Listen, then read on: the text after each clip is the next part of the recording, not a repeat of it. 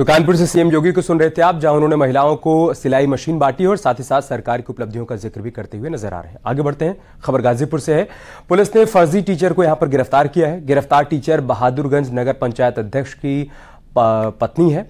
आरोप के मुताबिक रियाज अंसारी की पत्नी निकात परवीन ने फर्जी दस्तावेजों के आधार पर मदरसे में असिस्टेंट टीचर की नौकरी हासिल कर ली थी।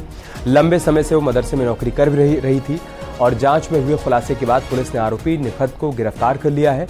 निखत बहादुरगंज नगर पंचायत की अध्यक्ष भी रह चुकी हैं। निखत का पति रियाज मुख्तार अंसारी का बेहद करीबी बताया जा रहा है। फिलहाल पुलिस इस मामले में अब कार्रवाई कर रही है और आगे भी जांच पड़ताल बढ़ाने की बात कही जा रही है। बहादुरगंज नगर पंचायत के जो वर्तमान चेयरमैन हैं, इनकी पत्नी जो स्वयं भी पूर्व में नगर पंचायत की चेयरमैन रह चुकी हैं, इनके द्वारा फर्जी दस्तावेज लगाकर वहां के मदरसे में सहायक अध्यापिका की नौकरी प्राप्त की गई थी, जिसकी अल्पसंख्यक विभाग द्वारा जांच की गई। उसी क्रम में जिला अल्पसंख्यक अधिकारी के द्वारा उनके खिलाफ सुसंगत धाराओं में अभियोग पंजीकृत कराया गया है, जिसमें पूर्व नगर पंचायत अध्यक्ष की गिरफ्तारी करके उन्हें जेल भेजा जा रहा है और इसकी विस्तृत जांच चल रही है। और भी जो लोग इस पूरे नेटवर्क में इस फर्जीवाड़े में सम्मिलित होंगे, उनके विरुद्ध भी कठोरतम कार्रवाई की जाएगी। खबर गोरखपुर से, जहां पर माफिया सुधीर सिंह के खिलाफ कार्रवाई हुई है। सुधीर सिंह की 200 करोड़ 95 लाख रुपए की प्रॉपर्टी जब्त की गई है। गैंगस्टर एक्ट के तहत जिला प्रशासन ने एक्शन लिया है। जिले के टॉप 10 बदमाशों में शामिल है माफिया सुधीर। तहसीलदार सहजनवा और सीओ कैंपियरगंज की संयुक्त टीम ने इस कार्रवाई को अंजाम दिया। माफिया सुधीर सिंह पर लखनऊ, गोरखपुर और महाराजगंज के अलग अलग थानों में दर्जनों मुकदमे दर्ज हैं। अब तक कुल 301 करोड़ की बेनामी संपत्ति सीज की जा चुकी है। गीडा थाना क्षेत्र के कालेसर इलाके में स्थित बेनामी प्रॉपर्टी जब्त की गई।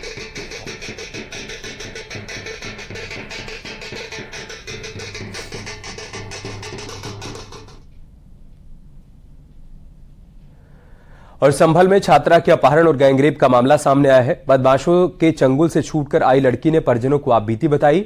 बताया जा रहा है कि लड़की अपने दोस्त के घर पेपर की तैयारी करने के लिए गई थी और इसी दौरान 2 बाइक सवार लड़कों ने उसका अपहरण कर लिया और उसे मुरादाबाद लेकर गए। आरोप के मुताबिक इन लड़कों ने यहां पर उसके साथ गैंगरेप किया। 20 दिन बाद बदमाशों के चंगुल से छूटकर घर वापस लौटी छात्रा की शिकायत पर पुलिस ने 3 महिलाओं समेत 7 लोगों के खिलाफ केस दर्ज किया और कानूनी कार्रवाई में जुट गई है। कोतवाली इलाके में क्या मामला है सर? थाना कोतवाली संभल में कोटपूर्व की पीड़िता के द्वारा एक तहरीर प्रार्थना पत्र दिया था, जिसमें एक सामूहिक दुष्कर्म के लिए कुछ अभियुक्तों ने आरोप लगाया था, जिसमें तत्काल प्रभाव से FIR पंजीकृत कराया। अम्बेडकर नगर में मामूली बात पर युवक की गला दबाकर हत्या कर दी गई। यह मामला इटरौरा गांव का है। आरोपी मुकेश अपने छोटे भाई के साथ जा रहा था और तभी रास्ते में खड़े पंचम ने उसके चेहरे पर टॉर्च जला दी। मामूली सी बात पर मुकेश ने पंचम की गला दबाकर हत्या कर दी। सूचना के बाद अधिकारी भी मौके पर पहुंचे और निरीक्षण किया। पुलिस ने आरोपी को गिरफ्तार कर लिया है और आगे की कार्रवाई की जा रही है।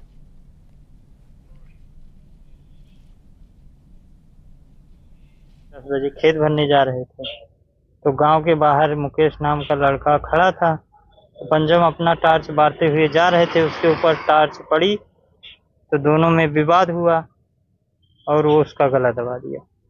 मुकेश टार्च जलाने को लेकर इतना नाराज हो गया कि उसने पंचम का गला पकड़ के उसको धक्का दिया। वह गिर गया। उसका छोटा भाई अभिषेक इस पर हल्ला मचाया। परिवारी जन आए, पंचम को हॉस्पिटल ले गए, जहां पर डॉक्टरों ने उसे मृत घोषित कर दिया। तहरीर प्राप्त हो गई है, अभियोग पंजीकृत कर लिया गया है, बॉडी का पोस्टमार्टम कराया जा रहा है। अभियुक्त मुकेश को पुलिस कस्टडी में ले लिया गया है, बाकी विधिक कार्रवाई की जा रही है। कौशाम्बी में एक प्लाईवुड के गोदाम में तेज धमाके के साथ आग लग गई। भीषण धमाके में 4 मकान ध्वस्त हो गए। इस हादसे में 10 लोग घायल हुए हैं। बताया जा रहा है कि सतीश केसरवानी के मकान में गोदाम बनाया गया था। थाना पिपरी इलाके के मनौरी बाजार की घटना है। रास्ता सकरा होने के चलते फायर ब्रिगेड की गाड़ी मौके पर पहुंच नहीं पाई। ग्रामीणों ने कड़ी मशक्कत के बाद आग पर काबू पाया। बताया जा रहा है कि गोदाम से कुछ पटाखे भी बरामद किए गए। सर अचानक जो है करीब 9:30 बजे के आसपास 9:30 से 10 के बीच में अचानक जो है पटाखों की आवाज़ आने लगी बगल से। पहले धुआं आ रहा था, उसके बाद पटाखों की आवाज़ आने लगी। उसके बाद मेरा भतीजा है नारायणपुर पे एडमिट है, उसको काफ़ी गंभीर मतलब सीरियस कंडीशन में है, और हम लोग जो है बच्चों को बचाने में लग गए। इसी तरह सर मतलब जो है ऐसा कौन लोग हैं जो पटाखे इकट्ठा किए थे? सर बगल में हमारे पड़ोसी है, उन्हीं का मकान बना, वहीं पे रखा था गोदाम। सर कम से कम 20 लाख से कम तो पूरा सामान वामान ध्वस्त हो गया, पूरा मकान ध्वस्त हो गया, उससे कम हुआ नहीं होगा। आपने पुलिस में शिकायत की इसकी? सर सब साहब लोग कल आए थे, जो है लिख कर गए, तो हमसे सुबह हमको सही न्याय मिलेगा ही, इसलिए जो है नहीं वो कि अब नहीं होगा तो आगे देखेंगे सर। जो इसी गोदाम में मालिक द्वारा बूंदी बनाने का कार्य भी किया जाता था, जिससे वहाँ कई सिलेंडर और घी तथा रिफाइंड भी रखा हुआ था। आग लगने से सिलेंडर फट गए थे, जिससे न केवल गोदाम ध्वस्त हुआ बल्कि सामने और बगल की जो 2 मकान थे उनकी दीवारें भी क्षतिग्रस्त हुई हैं, और वहां खड़े हुए 3 वाहन भी क्षतिग्रस्त हुए हैं। घटना में 2 लोगों को सामान्य सी चोटें आई हुई हैं। मौके पर फायर ब्रिगेड की गाड़ियों ने तत्काल पहुंचकर आग पर काबू पाया था। प्रकरण में विधिक कार्रवाई की जा रही है। कौशाम्बी में रात करीब 10 बजे एक मकान में इतना तेज विस्फोट हुआ जिसके धमाके से पूरा इलाका दहल गया। इस समय न्यूज 18 की टीम ग्राउंड जीरो पे मौजूद है। यह पिपरी थाना क्षेत्र का मनौरी है, या वही क्षेत्र है जहां पर रात करीब 10 बजे इतना भीषण धमाका होता है कि पूरा इलाका दहल जाता है। जब मौके पर पहुंचकर इस पूरे मामले की जांच पड़ताल की गई तो पता चला कि इसमें 2 मासूम बच्चे समेत 10 लोग घायल हुए हैं, जिन्हें इलाज के लिए अस्पताल में भर्ती कराया गया। तस्वीरों में आप साफ देख सकते हैं कि हादसा इतना भीषण था, धमाका इतना जोरदार था कि यहाँ पर कई मकान पूरी तरह से जमींदोज हो गए हैं। अब इन्हीं मकान के मलबे में दबने से 2 मासूम बच्चे समेत 8 लोग इसमें जख्मी हुए हैं, जिन्हें इलाज के लिए अस्पताल में भर्ती कराया गया है। बताया जाता है कि यहाँ पर बड़े भारी मात्रा में पटाखों का भंडारण किया गया था और इसी में विस्फोट के चलते यहाँ पर यह हादसा हुआ है। यहाँ पर आप देख सकते हैं तस्वीरें में साफ कि यहाँ पे पटाखा के रैपर पड़े हुए हैं, जो दगे हुए पटाखा है उसके रैपर यहाँ तस्वीरों में साफ दिख सकते हैं। जिस पूरे मामले पे लगातार पुलिस और प्रशासनिक अधिकारियों के द्वारा यह बताया जा रहा है कि यहाँ पर प्लाईवुड का काम चल रहा था, जिसमें यहाँ पर बूंदी का भी कारखाना था और सिलेंडर फटने से पुलिस और प्रशासन की ओर से यह जानकारी दी जा रही, जबकि मौके की तस्वीरें इस बात को चीख कर बयां कर रही है कि यहाँ बड़े पैमाने पर पटाखा का भंडारण किया गया था।